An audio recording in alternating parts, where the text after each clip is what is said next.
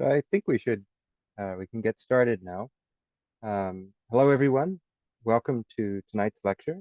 We are now in the third year of the Catherine Kerr Vital Energy in Health and Healing lecture series. Um, this is a series that we started back during the pandemic in 2020 to highlight different aspects of vital energy practices and techniques, particularly those related to Chinese traditions of Taiji Chuan, Qigong, Taoist meditation, and talk about their incredible potential to improve health and well-being of people around the world. And so this lecture series seeks to bring together both looking backward towards traditional, the traditional systems and uh, the traditional systems and lineages that transmitted and generated these techniques, and then to look forward to ways to bring them into conversation with modern science and medicine so that they can provide their benefit to the whole world. This series is held in memory of Dr. Catherine Kerr, who is a truly exceptional lecturer who worked here at Brown University for many years, doing research on pioneering research on Qigong and Taiji Chuan. She herself had suffered from a difficult and incurable disease and found that Qigong provided her an incredible relief from that and added years she felt onto her life. And because of that experience with Qigong, she went on to develop a really amazing lab here at Brown and developed this pioneering research. Unfortunately, she passed away in 2016, and we continue this on, even though we cannot hope to fill shoes as large and as amazing as hers. We do the best that we can with this lecture series to continue on her memory. Tonight, it's my honor and my pleasure to welcome our guest, Dr. Simon Cox, who is an amazing researcher, and I'm also happy to say a long-term friend of mine. So Simon and I met many years ago at Wudang Mountain, training in a martial arts school there. And I only stayed there for about a month. He went on to continue there for, I believe, 6 years. And so he got all the real important secret techniques from his time training there. And then that was not enough for Simon. He continued on in his training to pursue a PhD in religious studies with a focus on contemplative studies at Rice University. And there he did work on research comparing notions of subtle bodies and vital energy east and west. One of his earlier, actually, when I first met him, Simon was really interested in classics, I believe, especially in Greek. And so this seems like a wonderful way to bring together all of your interests, Simon. I'm really happy for you. And so his lecture tonight is based in part on a book he actually just had published last year that is on subtle bodies and occult energies. And this is just a wonderful privilege that we have to be able to get you here for this talk. I know that you're quite busy now, Simon. Simon's also a full-time martial arts teacher up in Canada, where he teaches Wudang style martial arts and is also an impressive translator working on these really difficult inner alchemy Nidan texts, and is putting together currently a compilation of those works. So it is my great honor and privilege to welcome Dr. Simon Cox to speak with us tonight. Simon, over to you. Cool. Thanks for that really nice introduction, Larson. So I've shared my my PowerPoint. Can everybody see it and everything? Are we all set up and good? I guess, yeah, you're okay, cool, getting thumbs up. Looks good. Thanks, Daniel. Yeah, Larson, we met back in Wudang in 2008 when I was on a gap year between undergrad and grad school that turned into gap 6 years. And was it the same for you, Larson? Were you like also on a gap year back then, or what were you doing there? Yeah, I'd been teaching English, and in between in between works in the English school, I was able to get out to Wudang. Oh, cool, man. Wow. Yeah. Wow. Very cool. Okay. So yeah, that was like very fortunate to meet a guy like Larson out there in that gap year. So yeah, I'll talk more about that because my talk today is a good but autobiographical actually. And so let's see.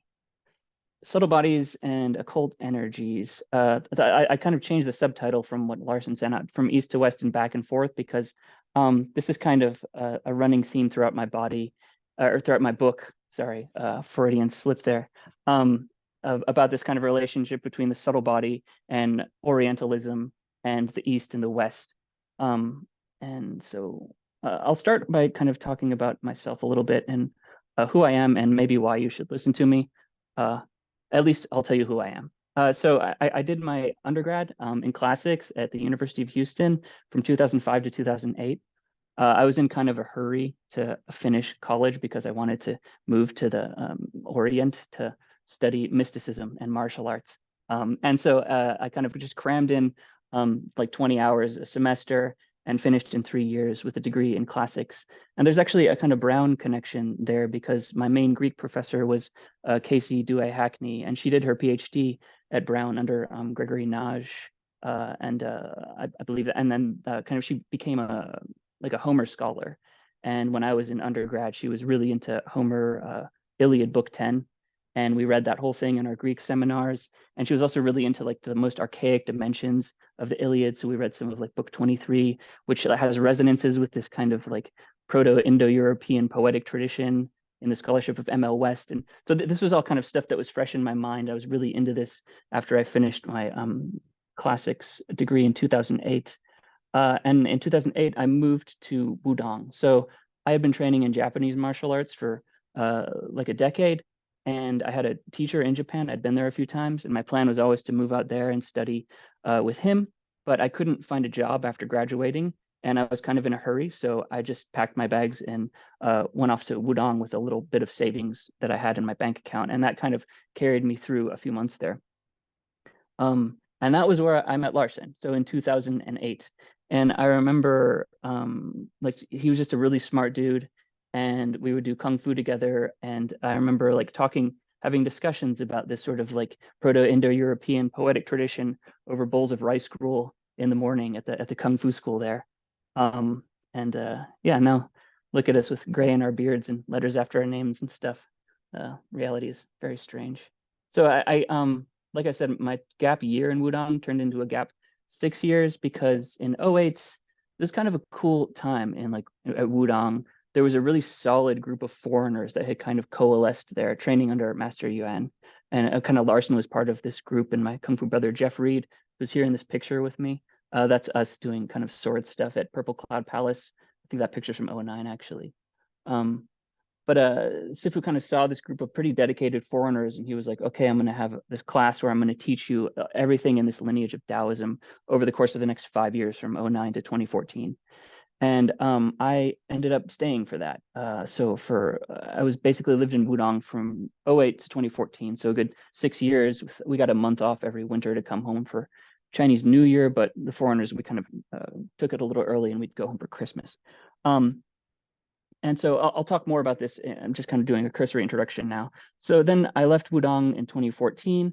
And our teacher had been very like, I characterize him as like an apophatic mystic. He's like actively anti-intellectual, I would say. He always told me I read too much. And so I left Wudong. We had a very like orthoprax engagement with the tradition, lots and lots of practice, quite light on theoretical and almost no historical introduction to any of the kind of stuff we were working with. And so I understandably left Wudong with a bit of a kind of insecurity as regards my kind of intellectual knowledge of the Taoist tradition, of which I was ostensibly a kind of lineage holder in 2014. And so that's kind of what launched me back into grad school. But I didn't want to study Taoism from like like an academic perspective per se. I was like embroiled in the tradition now. I was like a part of it. And the idea of like studying it from like a reductive, like a Marxist lens or something like that just struck me as like completely abhorrent. And so when I went back to grad school and then I knew I wouldn't study Taoism and I wanted to study something kind of Taoism adjacent so I could get the kind of tools that I could use to engage with the Taoist tradition intellectually kind of on my own terms. And so I went back at Rice and I did my PhD with Jeff Kripal, who we were doing kind of theory and methods in religion stuff. He's into, this is a technical term, weird shit is kind of Jeff's field. And then with Anne Klein, who is a Tibetologist, and she's also a Lama at the Nyingma school of Tibetan Buddhism. And so I studied classical Tibetan with her. Um, and yeah, I kind of got through grad school. Within 5 years, I didn't run out of funding or anything, and I ended up writing this book This was my PhD thesis. I had no intention of ever publishing it or anybody ever reading it, but kind of lots of things transpired, and now it's actually a book that was published at Oxford, which is pretty great.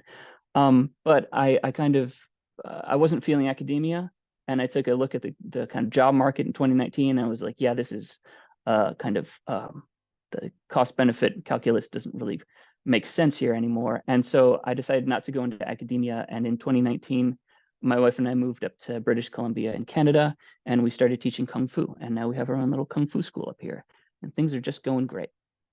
Okay, so my book, which is I thought I was going to talk about my book tonight for this talk, but I realized kind of very shortly into writing this talk that I kind of lost interest in my book, and so I'll talk much more about the book I'm writing now, my second book, which is actually maybe more germane to the theme of this series of talks. But my book has these little autobiographical chapters in it that tell my story of how I became interested in the subtle body. And basically, it comes down to the fact that I grew up in the 1990s, which is like the golden age of animation, is the term people are using for this now.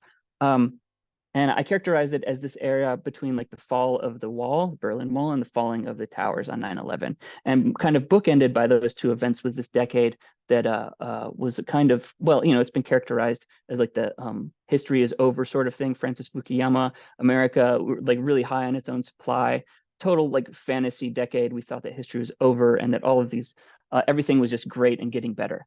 It was an extremely optimistic time to grow up. And the cartoons were really, really banging. So we had Batman, the animated series. We had Superman, Spider-Man, where the kind of the middle picture here is from an episode of Batman where he finds this kind of secret scroll inside of a cave that teaches you the touch of death. So it's kind of the key lines, the lines of chi flowing through the body. And it's this one right here in the middle of the chest. That's actual touch of death in Batman. I can't speak for if that's true or not in our world. But then up here is Batman kind of meeting his master on the astral plane. Master from Wudang. This is from Batman Brave and the Bold, where he actually goes and studies at Wudang Mountain. That came out while I was in Wudang on my first trip. And then down here is Li Mubai kind of floating on a branch from Crouching Tiger, Hidden Dragon. So this is just to say, this was the kind of like superpower, like aesthetic, always with a kind of Orientalist disposition, kind of the world that I was sort of acculturated into as a little kid. And so Crouching Tiger, Hidden Dragon and The Matrix came out within a few months of each other when I was 13 years old.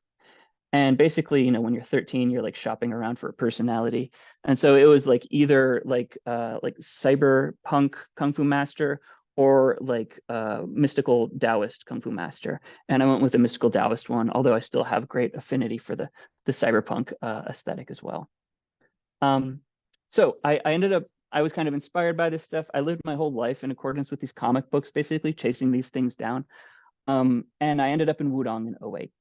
And there I encountered a Taoist tradition that was centered on the practice of inner alchemy, which is kind of Taoist meditation, a highly complex meditation tradition.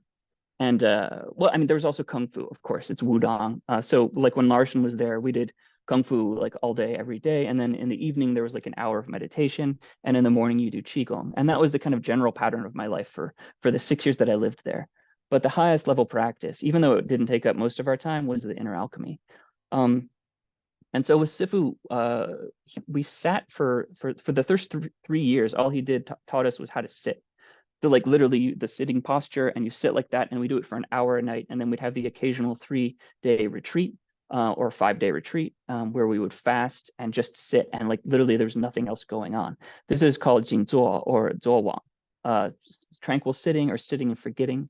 And these are kind of pretty robust traditions within Taoism. The term Zuowang goes back to Zhuangzi, the kind of 3rd century BC or so, and it's really expanded on by Sima Chenzhen, who's a 7th century Hai Tang Dynasty kind of Taoist polymath, who writes the Zuowang Lun, this kind of discourse on sitting and forgetting that I believe Livia Cohn has translated that into English. And it's just a really brilliant work. And this is actually the zone of Larson's kind of thesis advisor, Hal Roth at Brown. He's really the kind of tranquil sitting scholar.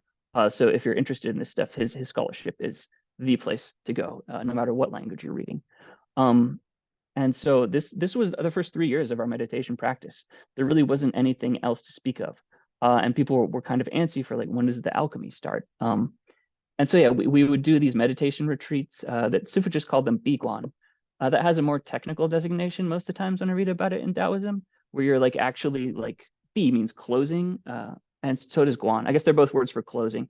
Guan is like closing a door, and bi is like closing your eyes, though. And so when you biguan, you like sometimes you would literally brick somebody inside of a room, and then the kind of you would bring them food, and they would just sit and meditate for 100 days or something like that. So ours weren't that intense. We would just, but we would not eat and we wouldn't do any other training, and we would just meditate all day, usually sitting for about 2.5 hours in a go, several times a day.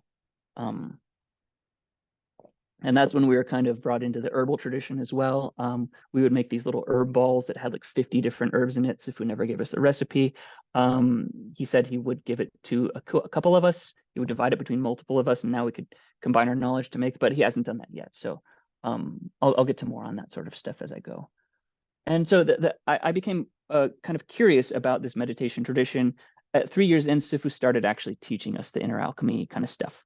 And it was usually in a kind of reclining posture was how we actually did the inner alchemy, strangely enough, even though predominantly our meditation tradition was seated. And so I always wanted to supplement the knowledge that Sifu was kind of trickling to us at a very slow rate. And that's when I started translating these texts from classical Chinese. A lot of stuff from the collected works of Zhang Sanfeng, which was collated in the mid-19th century. Sanfeng Chenji. Sanfeng is the founder of our lineage, and he's a mytho-historical figure to whom many, many texts are attributed. And it's a great mystery. The kind of this collection of text is a real hodgepodge. Let's just put it that way. So the main one that I'm translating now for my new book is called the Xuanji Zijiang, which is I translate it as like straight talk, Zijiang, straight talk, literally, on the mechanics of the mystery. And it's a kind of series of 7 essays on inner alchemy. And this is one of the most historically well attested of Zhang Sanfeng's texts. It's mentioned in the Mingshi, the kind of official history of the Ming Dynasty from the 17th century, in connection with the figure of Zhang Sanfeng. And there's meditation song, Rootless Tree. He's got some really great stuff. And then I translate a number of other texts for this upcoming book, but the main one that really kind of brings it home is just called Daojia Neidang Gong, Taoist Inner Alchemy Practice by Zhong Yunlong, who's the Grand Master of our lineage. In this book he published in 2014 called Wudong Taiji Tran. And it's like a 30-page essay on inner alchemy, and it's just super clear and practical. Really amazing text. So I've been working with that for years, and it's I'm really happy to finally be kind of making it into a presentable form. So I was reading all these texts, studying all these texts for my own edification and to help out my classmates. But at the same time, we had Master Yuan teaching us, and he was this apophatic, anti-intellectual, always foregrounding like first-person experience over intellectual knowledge. And so this got extra complex with us being a group of foreigners, because if you are born in China and raised in Chinese culture, there's a lot of just kind of pre-understanding, just knowledge you just have ambiently living in the culture. Like everyone in China knows what the 5 elements are. Foreigners, they have to learn that when they go there. And so when Sifu teaches you an extremely kind of parsimonious, non-intellectual way where he's not kind of imposing any framework on you, foreigners are bringing completely different things to the table than native Chinese students are. And none of us really understood how complicated this was going in. Sifu didn't, and we didn't. He didn't understand that we were coming in with all of this kind of Protestant baggage and all of this other stuff. So it got very interesting. And I kind of used some intellectual machinery to try to sort this out as we were going through. And so with Sifu, anti-intellectual kind of books, we read a few books together, but really it was all about this oral transmission, this kind of dai dai, koko xiangchuan. And so toward the end of our time in China, we'd been meditating for years at this point. We'd gone through the tranquil sitting for years, and then we'd actually start doing the alchemical stuff. Sifu gave a lecture in it was October of 2013, where he was talking about our class to this big group of people. And he was like, "Oh, I've taught them so much. I've taught them all the kung fu and all this stuff, but when it comes to the Nidan, I've only taught them the transmission of the medicine Tuan Yao. So kind of how to create medicine in your body, but I have not transmitted to them the fire, Tuan Huo.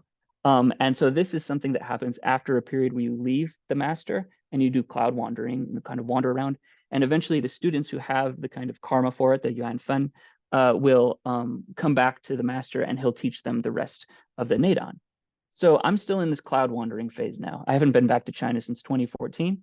But when he talked about this, he was like, you guys have the medicine, but you don't have the fire. Not all of the fire, at least. He taught us fire stuff, but there's specific secrets. And oftentimes this fire practices, this what's called fire timing, huo ho in kind of Chinese, is regarded as like one of the highest level secrets of inner alchemy, not just in our lineage, pretty general thing, I think, in Neidan lineages.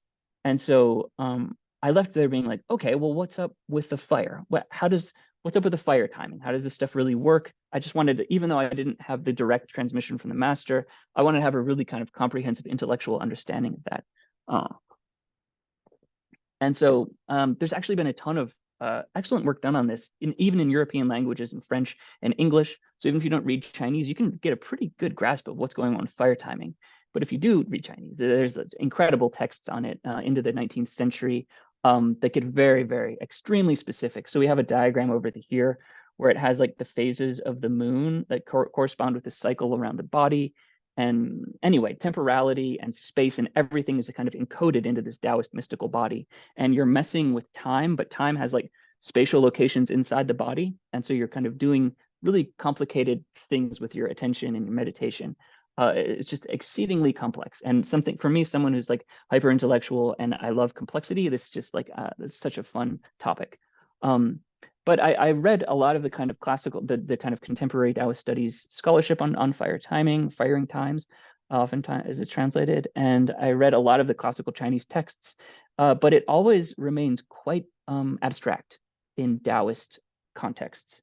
And in 2014, my class, we took a trip up to Eastern Tibet, the Xiaohe Monastery, which is one of the great monasteries from the Gelug sect of Tibetan Buddhism, where they're the real kind of bibliophiles in the Buddhist tradition. And I saw their library, and I had read about Tibetan stuff on inner fire, and I knew that there was like a really rigorous like scholastic tradition in Tibetan Buddhism. And I was like, oh, wouldn't it be cool as a point of comparison to read about Tibetan formulations of inner fire in the meditation, kind of in the yogas, and how that works and what you're doing with it. So that was the project that I left, that I started grad school with. I was like, I'm going to do a comparison of subtle bodies in Taoism and subtle bodies in Tibetan Buddhism with an eye toward the kind of manufacture and mechanics of the circulation of the inner heat, tumo, as it's called in Tibetan Buddhism. And so I went in with zero Tibetan, but I had studied classical Chinese and I studied Sanskrit as well while I was living in China for 3 years. Went through a lot of textbooks. So I had a few years of kind of university level Sanskrit under my belt.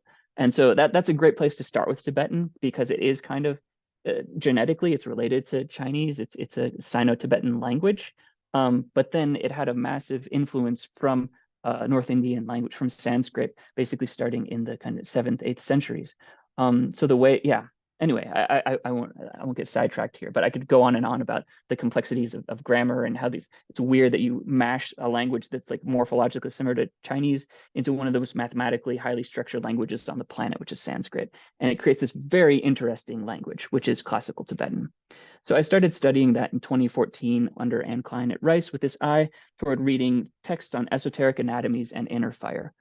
And I found exactly what I was looking for in the Tibetan stuff. There was so much material dating from the 12th century to the present day. I spent a lot of time with this text by Rangjung Dorje, the Zabmo Nagdun, kind of profound inner principles, which is like a 70-page poem in classical Tibetan. It's stylistically very beautiful.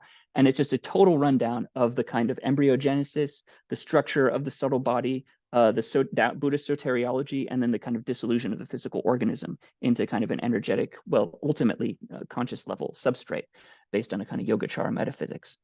And then I also worked with Longchenpa, who was my teacher, and she was a kind of a Nyingmapa, and Longchenpa was her like central thing. The Dalai Lama had visited Rice some years before, and she asked him what she should focus on, and he told her like the Longchenpa's main kind of compendium of like the philosophical systems, the tenets of philosophical systems. And she took that very seriously. And ever since then, she's been really like enwrapped in Longchenpa. And she just published a new book on Longchenpa, actually. But so we kind of asked around about subtle body texts in Longchenpa. And this Lama Tenzin Sampel, who we would fly in, and he would kind of sit in on our Tibetan seminars every year, twice a year. He would talked about this text that is a very secret text, and it's protected by very wrathful chondros, called the Zaptun Gyatso Trin, the ocean clouds of profound meaning from the kind of the Ningtik Yapshi, the Khandro Yangtik, this kind of collection of the most central texts of Longchenpa, the most secret ones. And I was not a highly accomplished Nyingmapa, but I connected with Lama Tenzin, and I told him actually about my study of Taoism in China, and actually about what had happened in China with Taoism in Wudang in the 20th century, and how the kind of like arising of the kind of CCP had really made religious life difficult both in Tibet and on Wudang Mountain in kind of pretty similar ways. And so he actually, like, seeing those connections, there was some appreciation he had, and he was like, you may not be highly accomplished in Nyingma, but you have this kind of Taoist foundation. And so you have permission to read this text if you do this certain practices. And he gave me a few things, some guru yoga and some dream yoga stuff to practice in order to not incur the wrath of the chondros. I just thought that was really interesting, that he kind of recognized a kind of cultivation across traditions and gave me permission to read this secret text. And so I not just read it, but translate it. So I translated a portion of this.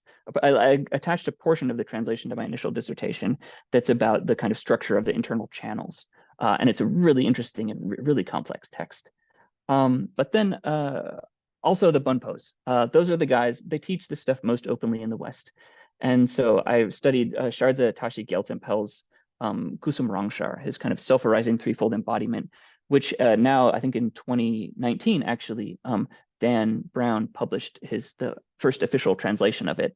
And I had an earlier version of it translated by Kurt Kreutzer, who's a professor of computational science somewhere in California. But that book, again, it's extremely detailed rundown of the structure of the subtle body and how to create and circulate the inner fire. So basically, so now I'm at this point where it's like, I know Chinese and I have a pretty good grasp of the classical Taoist literature on this topic of inner fire, the firing times. And I know Tibetan, and I have a really good grasp of the kind of esoteric and anatomical texts. I know their history, I can read them, and the kind of inner fire stuff, particularly the Bun text on this from the early 20th century, Shardza's text. So I'm going to compare China, Tibet, and what I'm going to compare subtle bodies. But this is where I ran into a problem, because I was like, so surely someone has written a history of the subtle body. Like, where did this term come from? And I kind of looked all around, and I found this obscure appendix, E.R. Dodds's, to his translation of Proclus's Elements of Theology, where he's talking about the astral body in Neoplatonism, and he's like, oh, you know, this term, it's everywhere, and they use it at Cambridge. This guy Ralph Cudworth uses it in the 17th century, and then kind of goes forward from there. And I was like, oh, the Cambridge Platonists, I don't know anything about these guys. But I kind of use Google Ngram analysis actually to look up subtle body and all of the times it's appeared in the history of all the books that Google has scanned, and that corroborated Dodds's observation that it kind of goes back to the Cambridge Platonists. And so in 2016, I was invited to an event at Esalen called The Further Reaches of the Imagination, Volume 3, Super Saints and Bodies of Light. I wrote a paper called A Genealogy of the Subtle Body, that's basically the first 3 chapters of my book now, where I talk about how the subtle body was a term coined in Britain in the 17th century, but they were translating Aristotle and the Neoplatonists. And then that term was used by the earliest of Schlegel's and these guys, they used this term subtle body to translate various terms out of Sanskrit.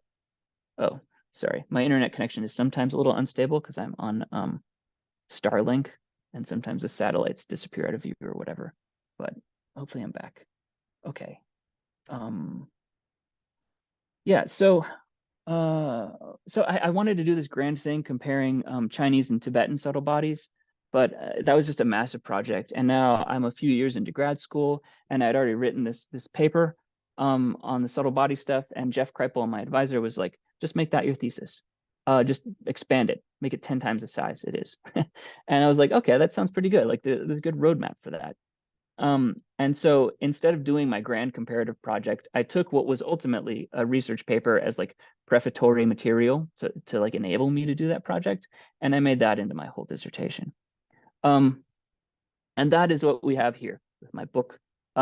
It's a history of the term subtle body uh, from 17th England, where it was coined, which of course makes sense. It's a term in the English language. So it's obvious that it would be coined in an English speaking place, and tracing the expansion of its semantic range through the centuries. And so it's chapter 2 is Cambridge Platonists. This is where it's coined, and they're using this term to argue against the kind of like Hobbes and Descartes and the kind of post-Cartesian, the French materialists, the kind of people who become the French materialists and stuff like that.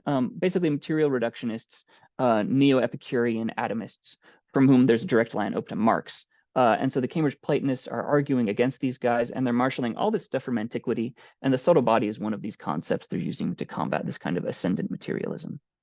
And then my chapter 3 is Indology. Again, like the fathers, the early translators of Sanskrit texts use this term from the Cambridge Platonists to translate a bunch of stuff, Linga Sharira, Sukshma Sharira, out of Sanskrit.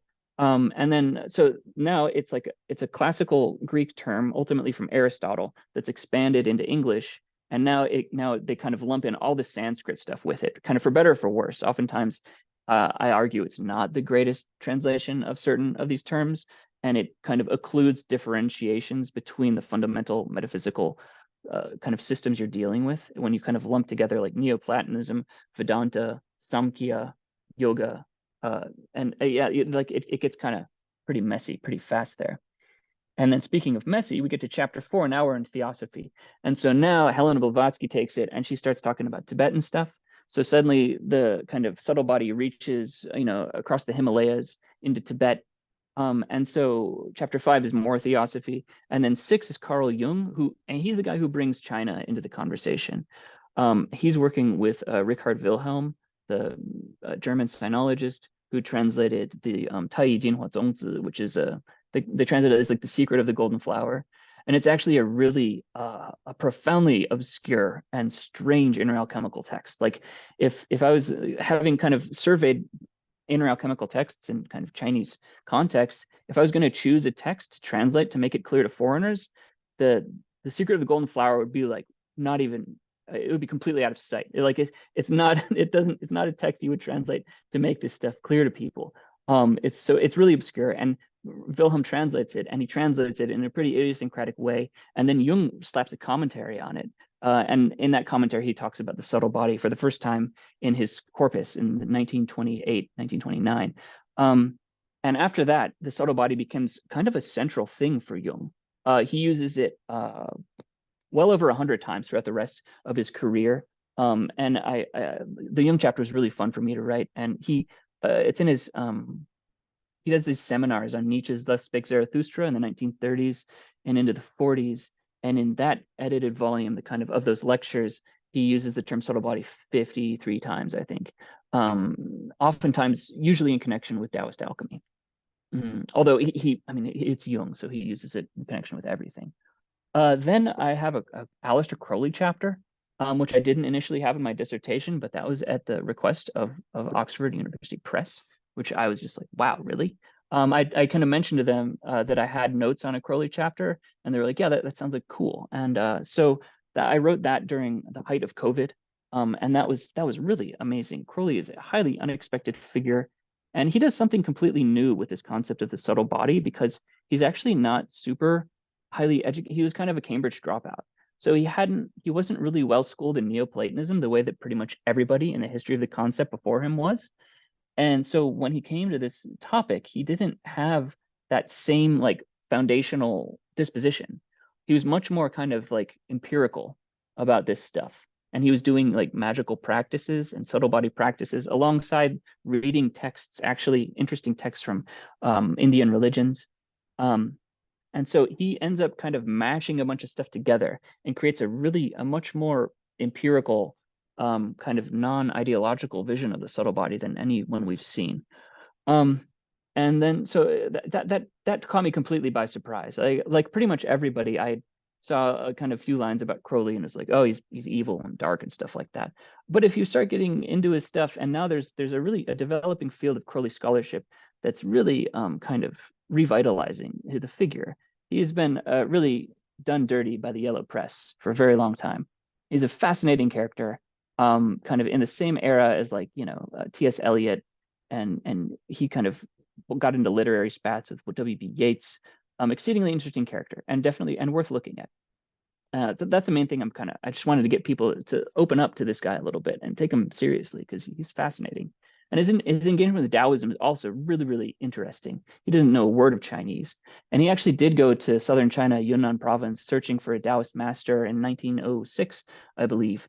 But he didn't find any. I mean, he's like riding across Yunnan on horseback with like some Sherpas and like looking for a Taoist teacher. Anyway, he had interesting ideas. Um, so then we get to the final chapter, which is Esalen, which is actually where I started writing the book. And that's where the kind of autobiographical dimensions of the book kind of collapse in with this kind of historical narrative that I've crafted. Let's see. So this is a weird book, and I've for the most part, people I've had really kind of positive reactions to it, but almost everybody has also had the simultaneous reaction of like, why didn't you write about the thing that I'm into? And so different people are in different fields, and everybody thinks that their field is like the thing that the subtle body where like the action is, but my body doesn't. My book doesn't often reflect people's kind of understandings of this stuff.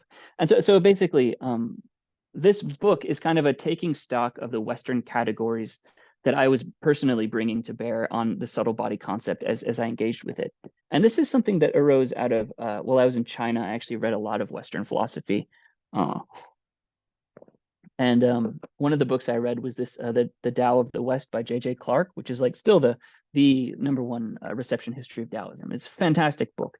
And Clark is a really interesting figure. And of course, Orientalism is a central feature of this text. It's actually part of Clark's, he has an Orientalism trilogy where he has this book and another book on Jung, and another book on kind of Orientalism and Romanticism. And I recommend everything he writes. He's an excellent, highly stylistic writer as well. Beautiful prose. And in this one, he has a kind of hermeneutical engagement with Taoism. And I was like, hermeneutics, what's up with this? He turned me on to Gadamer.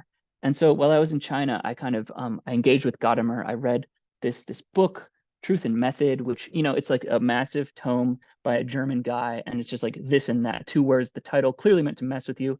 So these books, you can't read them like normal books. You have to kind of excavate them. And I used a lecture series, I think from Berkeley, kind of side by side with engaging with this. And it was really in part two, in the subsection on elements of a theory of hermeneutical experience, where he kind of posits these things of like hermeneutical loop. You have a horizon of understanding. Everyone has their own kind of place they're coming from. And it kind of gave me a theory of intercultural communication to begin to make sense out of the life I was living in China, where I was witnessing, yeah, I mean, my own master, my Kung Fu brothers had completely different places they were coming from in this stuff. And I had a completely different place, but somehow we were having a conversation, and not just a conversation, we we're all doing the same practices. And the kind of this like communitas and the kind of collective experience of doing this similar regimes of cultivation was creating a really interesting kind of world. And so, yeah, I was bringing my Western modern American horizon, and it was fusing with this Chinese horizon in this kind of post-cultural revolution Taoism of Wudang Mountain. And so this is kind of naturally how I came to think of like a genealogical project. I'm going to just take stock of all the categories that I'm bringing to bear on like the subtle body and all this stuff, just so I can understand now when I'm translating Chinese texts, when am I projecting Neoplatonism? When am I projecting theosophy? When am I projecting like Thelema? Because I would argue that everyone of my kind of demographic is like a crypto-Neoplatonic, crypto-theosophical, crypto-Thelemite, and we just don't even realize it. Because we're just swimming in this stuff. And so, yeah, you have this kind of horizon of understanding you're beginning from. And is it possible to step outside of your inherited cultural frame? And my experience in China said, yes, absolutely. But intellectually, I couldn't really make sense of that yet.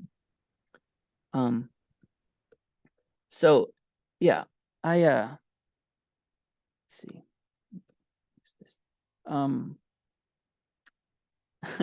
so I have all these autobiographical mini chapters in my book. Um, and I talk about how my interest in the subtle body and stuff arose out of 1990s cartoon culture, which was itself just a kind of downstream kind of manifestation of the countercultural Orientalism of like the 1950s of the Beats, who were really into like Zen slash the Tao, and the kind of 1960s Orientalism. And how this stuff, these people who kind of grew up in that era metabolized that and then started producing it childhood media of the 1990s. So kind of, I kind of articulate this cultural fusion that was happening and this world that I was coming out of. And there's a kind of weird, this manifested in really weird ways during my time in China. And one of them directly pertains to the fantastic cartoon, The Jackie Chan Adventures, which aired from 2000 to 2005, where Jackie Chan he and his, I think it's his niece and his uncle, and they go around like fighting all these monsters from like classical Chinese mythology. It's a really cool show.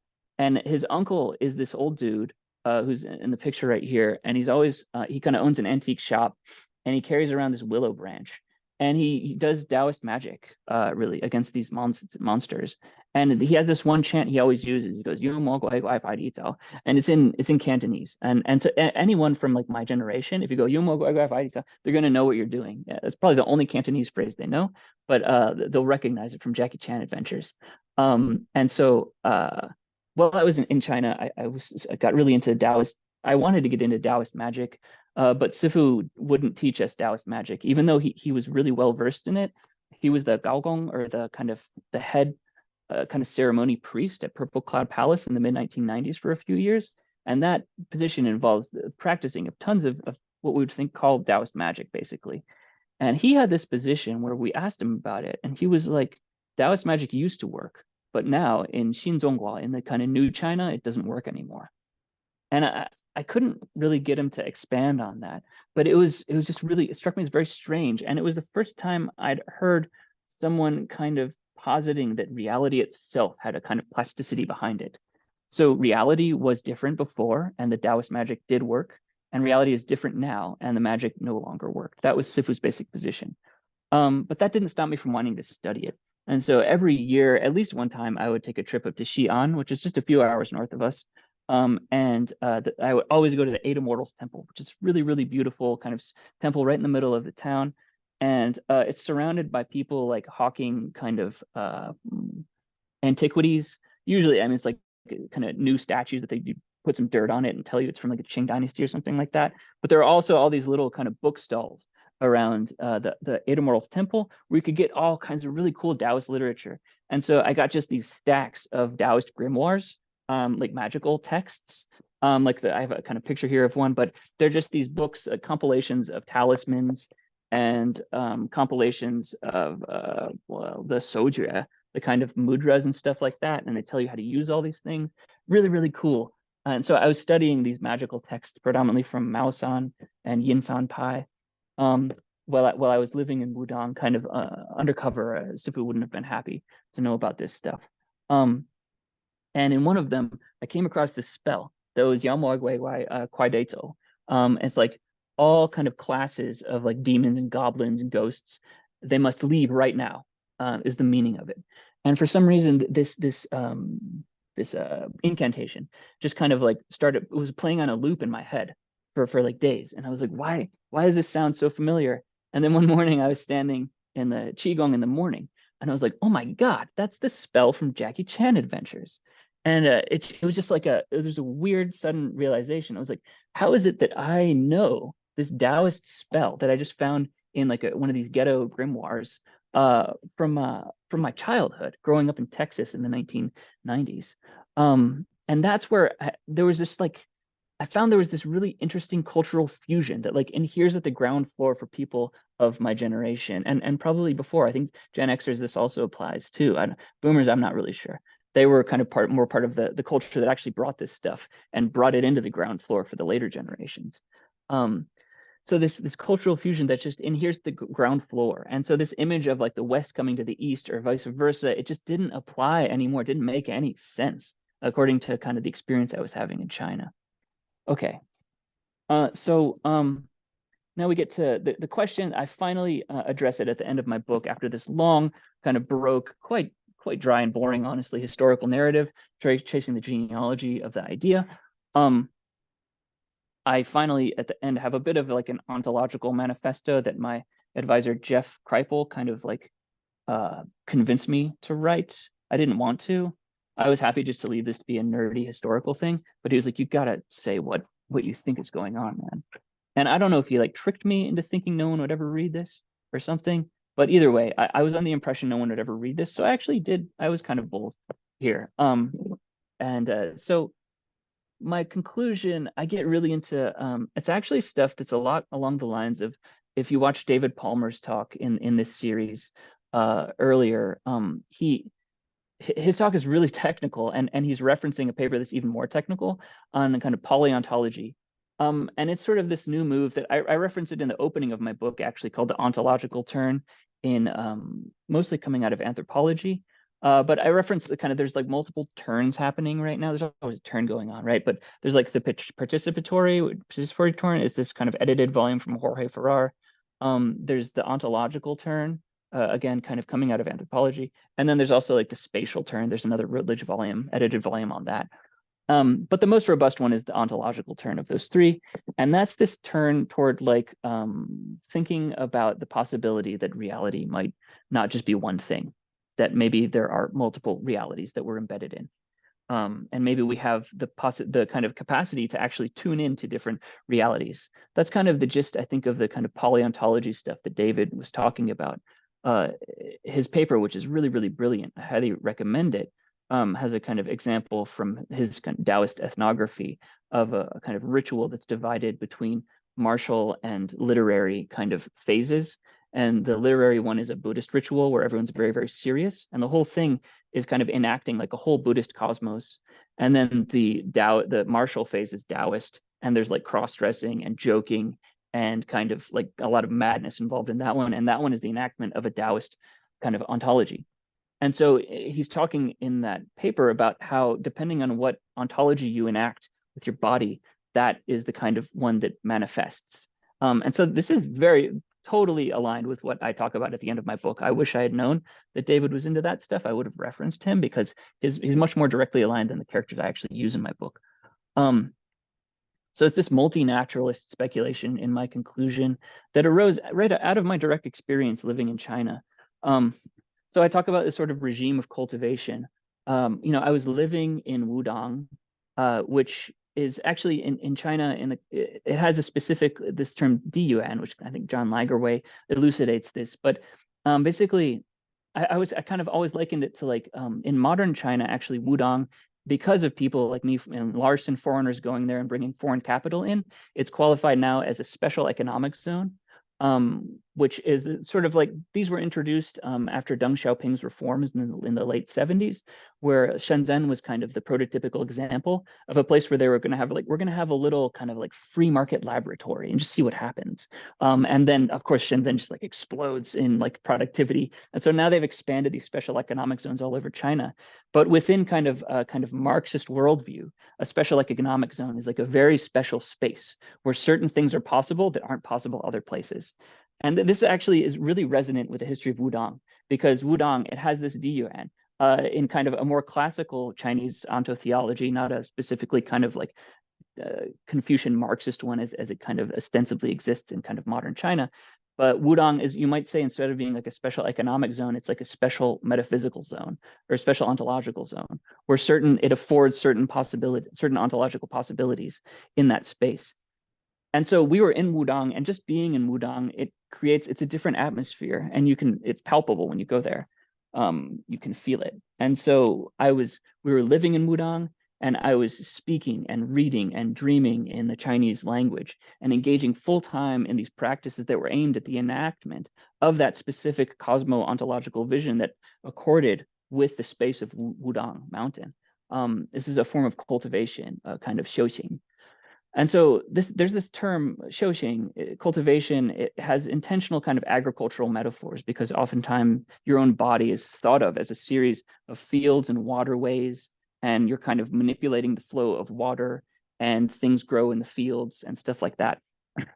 And there's this other term, shouzhen, cultivating perfection. So zhen is this term, often is translated in a kind of alchemical text as perfection, but it also has the meaning of like truth or the meaning of reality.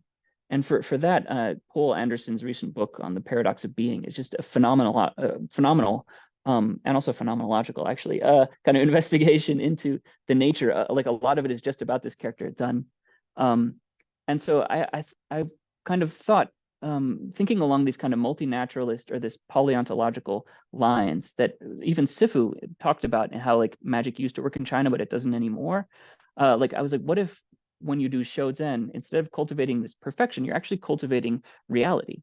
And so I thought kind of I was doing Taoist practices in Taoist context, and then having Taoist experiences that kind of accorded with the things that I was reading about in the texts.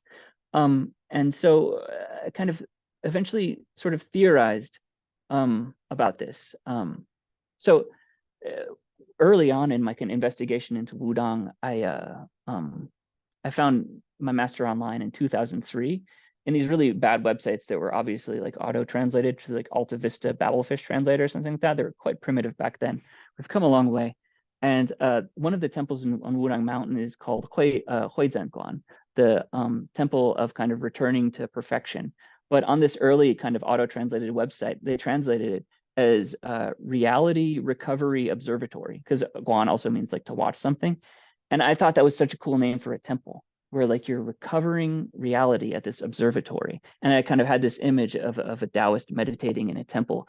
And I really just kind of liked the convalescent term, like kind of meaning there of like recovering to reality, which is something already as a teenager I felt like I needed to do. And so what I found, kind of when I'm theorizing about this stuff at the end of my book, is that humans have this kind of unique capacity to tune into other worlds. And Taoist alchemical regimes are tailored specifically toward this capacity for transformation of the body in really radical ways. And I use these kind of tacky terms, radical somatic mutability and somatic pluralism there. And surprisingly, other people are actually using those terms now too. So I apologize for making them so tacky. But you know, you got to use this kind of sophisticated Greco-Roman polysyllabic stuff in your dissertation to for people to think you're smart or whatever. So yeah, this is a complex idea, and I certainly didn't elucidate it very well just now, and I never have. The best place to look is in the book, but I think that the fact that I can't elucidate it pertains to how there's something there that's beyond kind of our linguistic ability to express it with a kind of rigor or clarity. And so this actually now gets to the great mystery of why the hell is the cover of my book Zhuangzi, because there's almost nothing about Taoism in my book. If you go to my book looking for Taoism, you're gonna end up with like Carl Jung and Aleister Crowley, and like a really kind of, neither of whom could read a single character of Chinese, and a really interesting vision of like what's going on in Taoist alchemy from those two guys. It's fascinating in its own right, but it doesn't have much to do with Taoism as an historical tradition until recently, until its transformations in the West. So the kind of cover of my book is this from Zhuangzi Mengjie, the kind of chapter in Zhuangzi where he dreams that he is a butterfly. And he's flitting about and kind of doing butterfly things and living a butterfly life. And then he wakes up, and there's a moment when he doesn't know if he's Zhuangzi dreaming he's a butterfly, or a butterfly who's now dreaming it's Zhuangzi. And he's like, surely there must be some difference here. And then it kind of, the passage, he just kind of trails off in the Chinese, and there's nothing. You're like, what's your point? Zhuangzi is so beautiful because he does this so often. He'll throw you some real kind of something that'll like really bake your noodle, and then he'll just be like, move on to something else. And you're like, well, what was your point? What were you trying to say there? And there's a long exegetical tradition on Zhuangzi, and thankfully, the Brooks Zipperin translated selections from Zhuangzi's commentaries in 2009. This is if there's a version of Zhuangzi you want to get, I say check out his 2009 essential writings and selections from commentaries. It's a really great introduction to Zhuangzi. And so this is from the kind of Chen Shuanying's 7th century, commentary, sub-commentary actually on the early commentary of Guoxiang from the 4th century. And so this one is from the first chapter. And he says, so when the physical form alters, the dispositions change with it. Formerly, being a fish, he swam in the depths of the northern ocean, and now that he's become a bird, he soars over the southern sea. Although being submerged and being aloft may differ in nature, he is equally far-reaching and unfettered in both. Similarly, whether alive or dead, congealed or dispersed, one fits comfortably into whatever it is one is encountering. Whatever thousands of changes or 10,000s of transformations I may go through, not one of them fails to be myself. And this was the epigram to my conclusion, actually. So this is the only two places where you're going to find Zhuangzi in my book, the cover and the epigram to the conclusion, because I think this kind of observation and this framework pertains to what's going on when we're talking about subtle bodies. I think I'm always combating the grad school training I have to kind of soften everything you have and like level ethical and epistemological qualifications everywhere, so you end up saying nothing at all. But what I think is happening with subtle bodies is that when we engage in these regimes of cultivation, it's actually gateways into completely other realities. Yes, that's putting it sufficiently boldly. And so that's the kind of conclusion that I try to kind of mic drop it at the end of the book with that a little bit. And yeah, I guess one more. Okay, wow, yeah, we're exactly kind of an hour in now, and so if you're a big nerd, which you have to be in order to get through my book, when you're reading it, also maybe just keep an eye out for dreams and for butterflies, because there's an interesting thing that happened in the book that wasn't intentional, but they show up in a number of places, and you end up with a kind of, well, it's an interesting thing that happens if you watch out for that when you read my book. So just, yeah, a special tidbit for those of you who are attending this thing. So I think I've kind of blabbed on enough. I've met my time request, and so now I think maybe we'll open the floor and kind of chat about some stuff. Sound good? Sound good, Larson? Yes, it sounds great. Simon, thank you so much. This was Cool. really a really wonderful talk. And we're delighted to open up the conversation for anyone who wants to. You can either raise your hand and one of us will directly call on you, or you can post in the chat and we will try to respond to questions there as well. Cool. Thanks, Larson.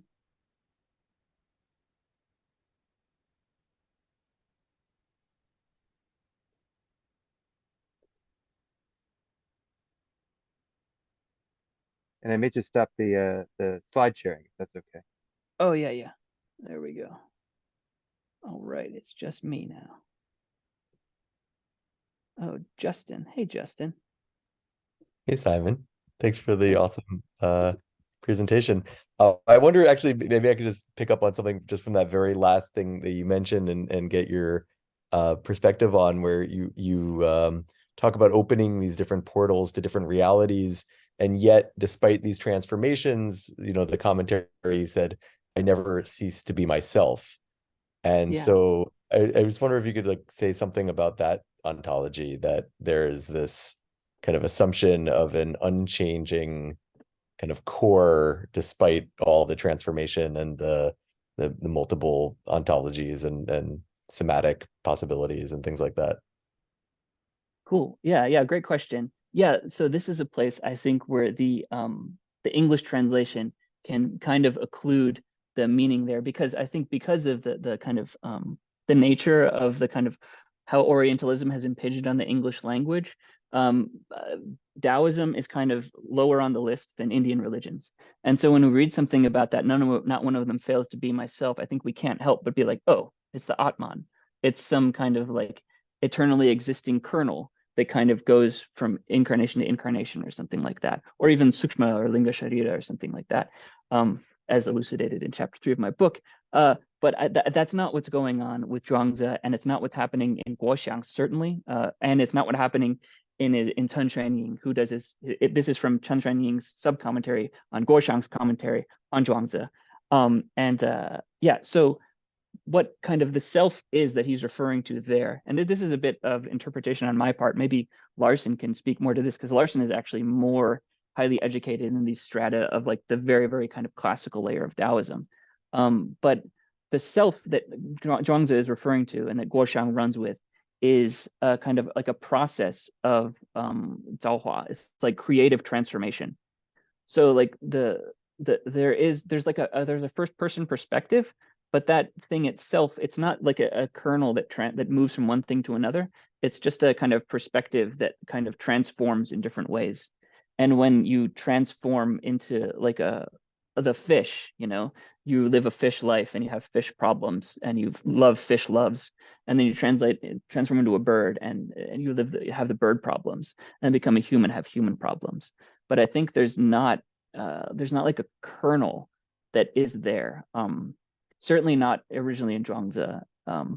But this is an interesting thing because Tan Xuanying himself, the guy who wrote this epigram, he worked very closely with Xuanzang, the translator, from kind of Journey to the West. He's like the monk who goes to India and brings back 600 something scrolls and stuff like that. And so Tan Xuanying and Xuanzang were part of this really complex Buddho-Taoist fusion that was happening in the height of the Tang Dynasty. So yeah, I've given you like an answer to this question, but I think you could get much more sophisticated with this, and kind of, because clearly Tan Xuanying himself was aware of the Atman and Anatman and all of these complex discourses within Buddhism at the highest level. So is he responding to that sort of stuff here and positing a kind of Zhuangzian processual kind of counterpoint? I'm not really sure. Yeah, thanks, Justin. Awesome. Thank you so much. Does that sound right, Larson? How's that sound to you, man? It sounds pretty good to me. It is complicated because we're dealing with so many layers, and for people who know the history of the Zhuangzi, Guoxiang already altered the text very substantially in producing his commentary of it. And then Cheng Xuanying is coming in from a later and with a whole different set of commitments approaching the text. And so there's a lot of stuff going on in the commentaries that both is talking about the text, and then also on some level is also promoting the views of the particular people who are working with it. So it both is Zhuangzi and is not Zhuangzi. And then if we really want to say that, it's not both Zhuangzi and not Zhuangzi, and it's not neither Zhuangzi nor not Zhuangzi. They were big on this thing, this tetralemma that Nice. Cheng Xuanying was very fond of. So. Yeah. Cool. Thank. Yeah, nice way to drop the tetralemma there, man. That was very skillful, Larson.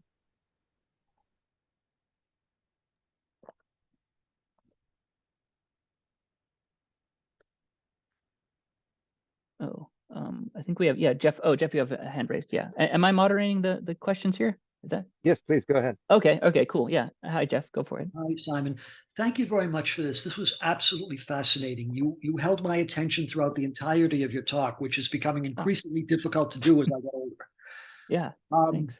Yeah, I know your teachers at Rice. I know Jeff Kripal, and as you know, he has, I think, a unique perspective on the paranormal, certainly the most unique perspective I've ever come across in an academic, perhaps anyone.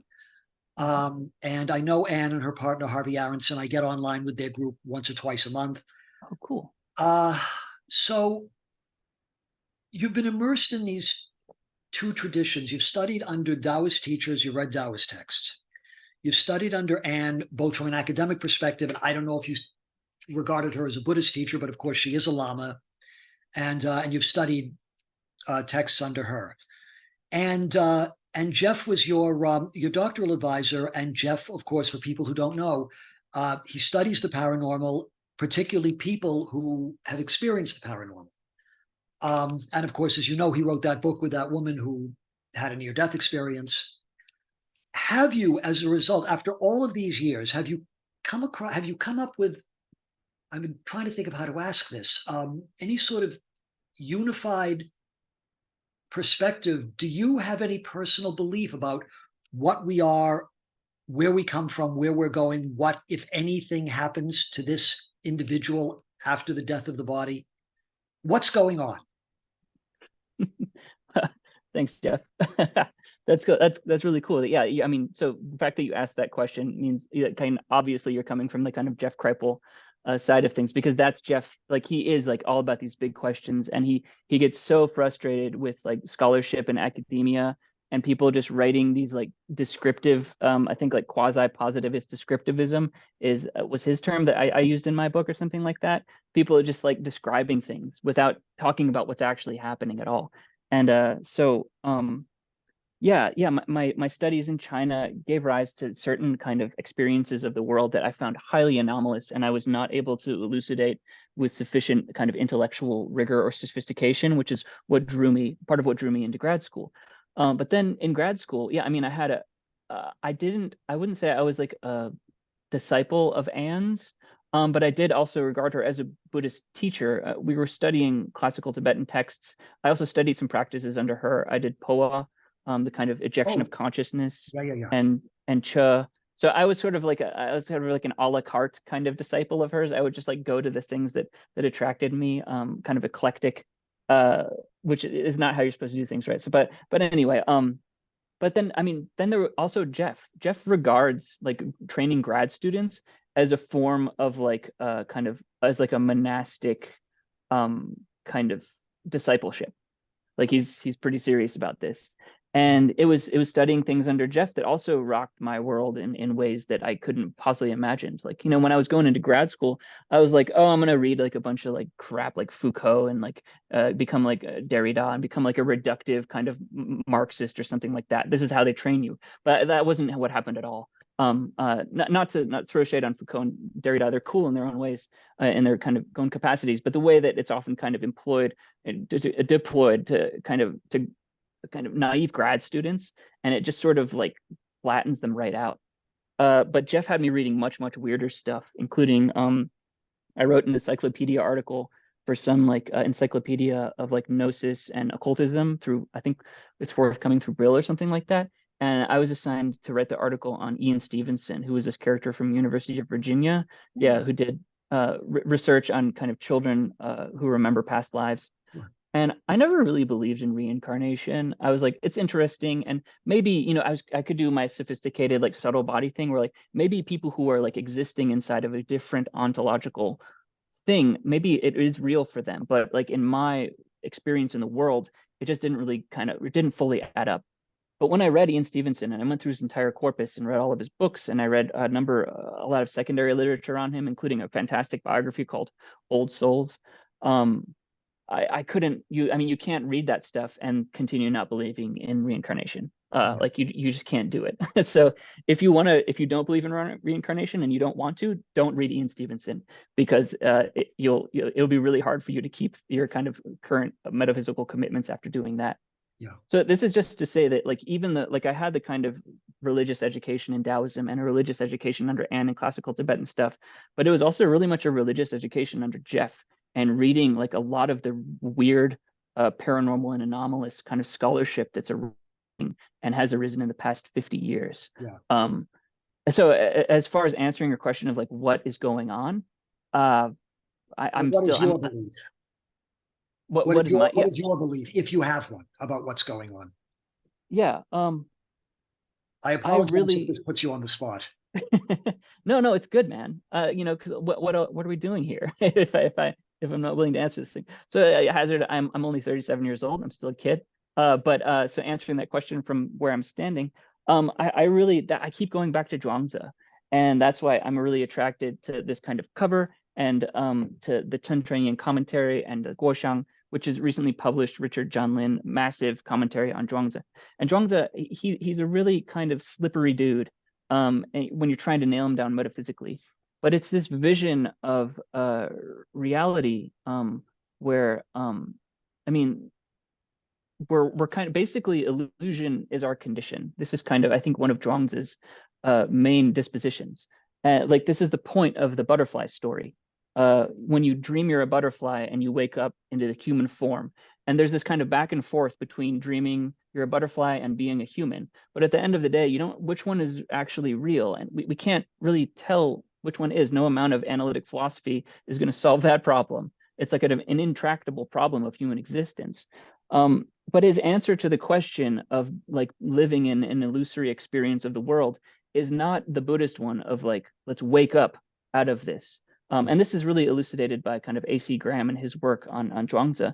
But Zhuangzi, his answer to the question of illusion is that we should just dream the dream of our lives more deeply and completely. And so I think, yeah, I think that the world we engage with, it's much softer than we think it is. This is where this kind of polyontological stuff comes in, and it's manipulable. Reality itself has a kind of a sort of a soft and a narrative quality that you can actually change it through engaging in these kind of Taoist practices that I found in China. So that's what I think is going on. I think that we exist within the kind of like shells of energy that are manipulable to a very high degree. This is what I tried to have a kind of empowering message at the end of my book, because this is another thing. Jeff Kripal, his recent Super Humanities, he has a whole chapter on how like the #1 dogma of academia is that the truth has to be depressing. And so in Taoism, it's not. In Zhuangzi, it's not at all. It's hilarious. Zhuangzi is really, really funny, and he's really uplifting. And I was like, can we do serious actual scholarship and be funny and uplifting? Is it possible? I tried to do that at least. And so that's kind of, even before any metaphysical commitment of like what I think is actually going on, I think that what's more important is to be funny and to be kind of playful. Yeah. Thank you. Yeah. In Tibetan Buddhism, reality is pretty depressing also, but that's a whole other thing. All right, Yeah. I'll get off now. I'll just end by saying I envy you having been Jeff's doctoral student, and I'm sure now his friend. I have said, I'm nearly 67. If I were 40 years younger, I'd ask Jeff to take me on as a doctoral student. I'd even move to Texas to do it. That's how much I think of him. Yeah. Thank you. That's great. Thanks, Jeff. I was 27 actually when I started as Jeff's grad student. And it was wonderful, man. He's like the best PhD advisor ever. He's super chill. Yeah. And like, yeah, I had friends like slaving away under their PhD advisors, and we'd have beers and they'd just be commiserating about our measly stipend and how much their life sucked. And I'd be like, man, you should be a Jeff student because he's just the coolest and life is good. So anyway, thanks, Jeff. Yeah. Thank you. Yeah, Daniel, you have your hand raised. How's it going, man? Hey, good to see you. I have a terrible question. So if we have these paleontologies going on, and the one that you got into has all of Chinese culture and 8,000 years of history and loads of developed practices, and it's very convincing that you could be immersed in that and step into another world. What do you think happens when we have recent invented traditions? And here's the shade casting part. Like, what if you're a Thelemite? What if you do something like, I don't know, Araka or Gurdjieff, or all of these things that have existed for about 5 seconds and have been cobbled together often for extremely profiteering reasons? What world do you step into? Do you have some idea around like how poly is the ontology, I guess is my question. Yeah, that's awesome. Thanks, Daniel. Yeah, I mean, so Daniel and I, just disclaimer, Daniel and I are old friends and we chat all the time. So these are kind of long running conversations. So you know right how to get right to the heart of what I'm talking about here. And so yeah, I mean, this is this is kind of where the rubber hits the road with this sort of theory, I think, because it's really common for people to do kind of what I did. So when I moved to China, I was kind of like, I thought Taoism was really cool, but I basically had read like a couple translations of the Tao Te Ching from like Barnes and Noble, and I had watched like Crouching Tiger, Hidden Dragon, and a bunch of kung fu movies. That was like my understanding of Taoism. And so I was searching for something more substantive than what we have kind of offer in the kind of mainstream culture. And so it's common for people to do what I did and then go there. And then like, I became a Taoist and I was wearing the top knot and I had the clothes and sharing pictures of myself on social media. And I'm like, I'm a very serious Taoist now. I'm not a joker like these guys back in the States or whatever. And then there's a kind of inherent like shade throwing, being like, I'm a real Taoist. Those guys are fake. And what I'm doing goes somewhere. There's a there where with my Taoism, but the Taoism of people in like kind of mishmashing stuff in California, there's no there. But I'm not willing to say that. I think that these people creating these mashups, like Blavatsky, Helen Blavatsky is a perfect example, a late 19th century one. So there's a little less charge because she's further back in time than characters who are closer to our time, who might kind of trigger us with their syncretism. But I think that, I mean, it's a matter of, it's kind of empirically obvious now that there is like a theosophical path and a theosophical world. And I think when you engage in things like toward the end of her life, she had what was called the esoteric section, where she had 6 female and 6 male disciples, and they would meet in the last couple of years of her life, in 1890 into 91. And they would do these like practices on the chakras and stuff like that. And it was, yeah, I mean, it was theosophical syncretism. But I think it takes you into, so if you're going off of my kind of polyontological multinatural worldview, that takes you into a different reality, and probably one that no one's really explored before. And so I think when we descend fully into the heart of a kind of like California syncretism, which I'm now involved in the Esalen Institute, which is a place that lots of this stuff has happened there, right? Then I think what people are actually doing is kind of like forging paths into completely new worlds with this kind of, when you're bringing together like certain dimensions from Taoism and then kind of native religions from the Americas, and then you're bringing in psychedelics, and we're creating these new kind of religiosities, which is basically like what Walt Whitman said what America is all about. It's kind of, it was his poem Leaves of Grass. The leaves of grass were like new religions that humans would just be kind of shedding into the world. And so I think there's something like deeply American, kind of pertaining to American metaphysical religion, as Catherine Albanese has kind of coined in her volume, A Republic of Mind. Is that what it's called? Anyway, yeah. So does that answer your question, Daniel? Like, I think that they're going to places, and that maybe we've never been before, and maybe they're places you don't want to go, man. That's very possible. Yeah. Thank you. Yeah, I guess I've been working with this term chimera, where you are combining DNA of 2 different creatures. And so, we have traditional Chinese martial arts teachers trying to explain Chinese cultural traditions in terms of Becker's The Body Electric, for instance.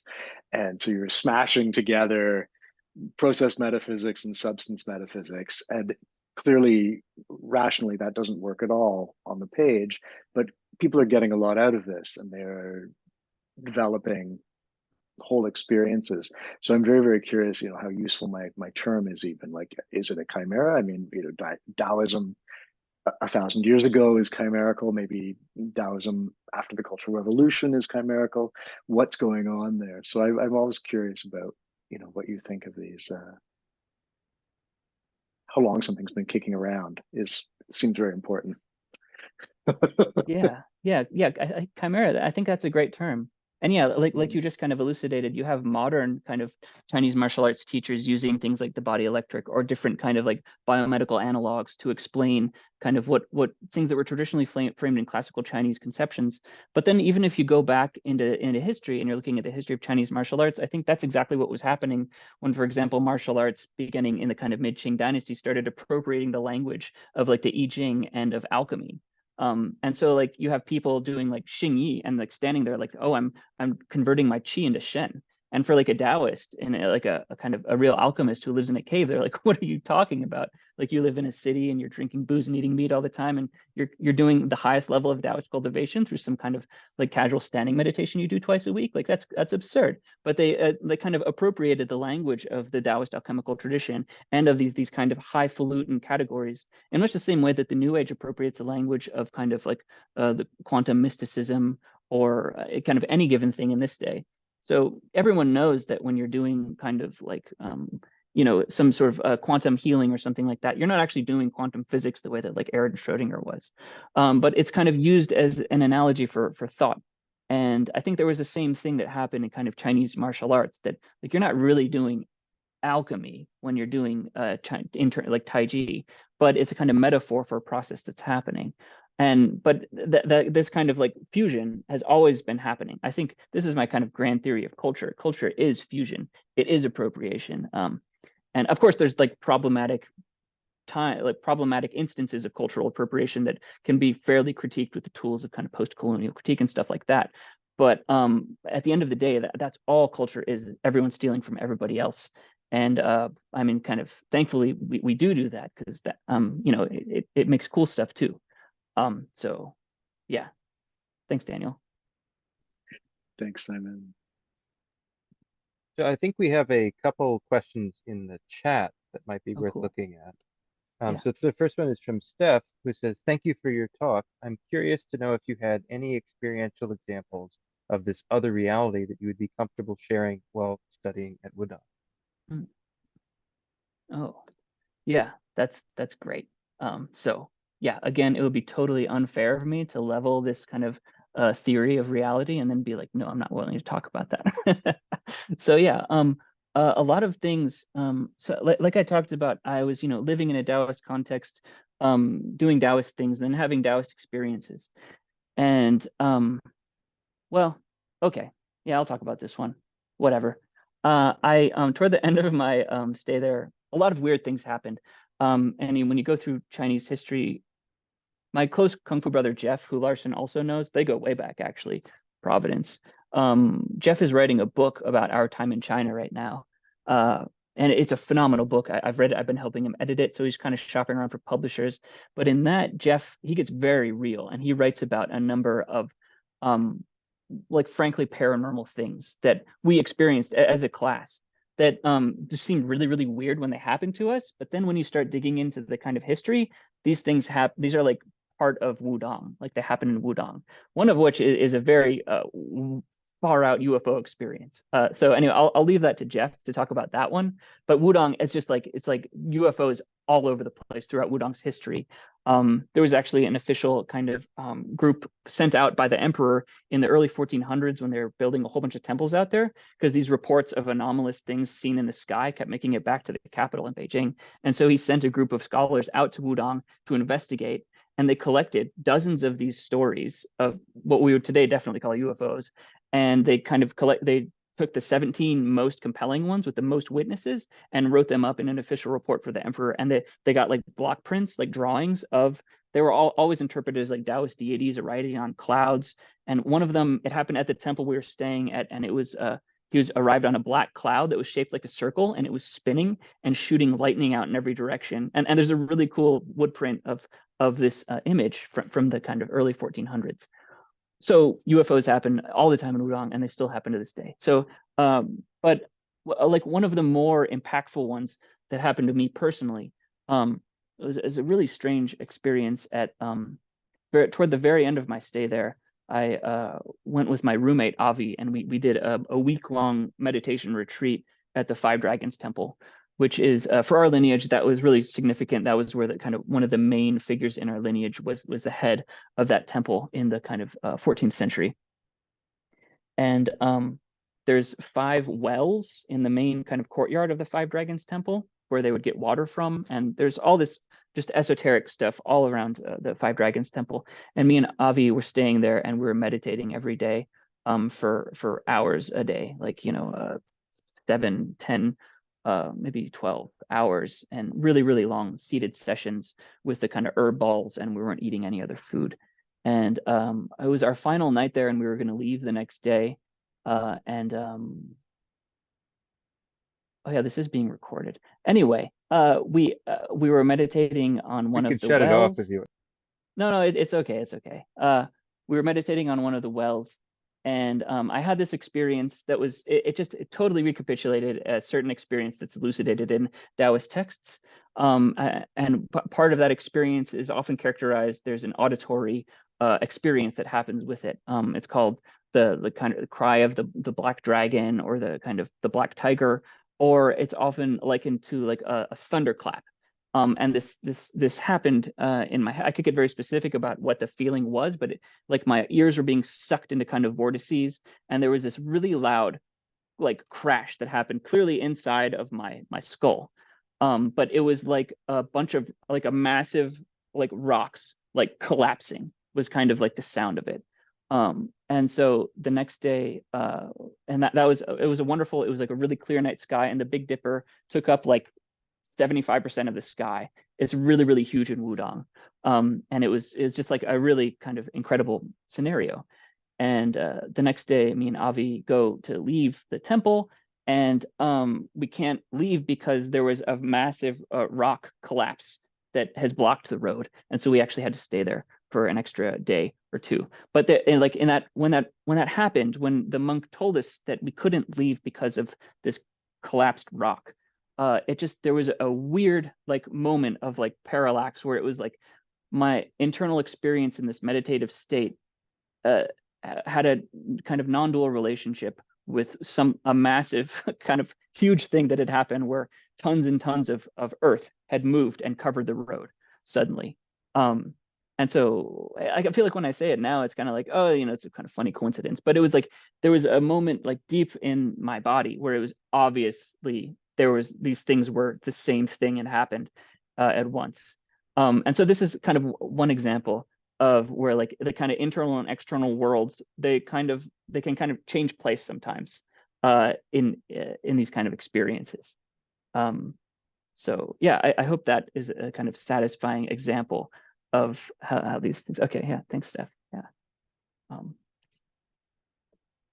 And That's next, great. We do have one more question cool. from Kat, which is, are the subtle energy body systems in Wudang Taoism and Tibetan Buddhism similar or different?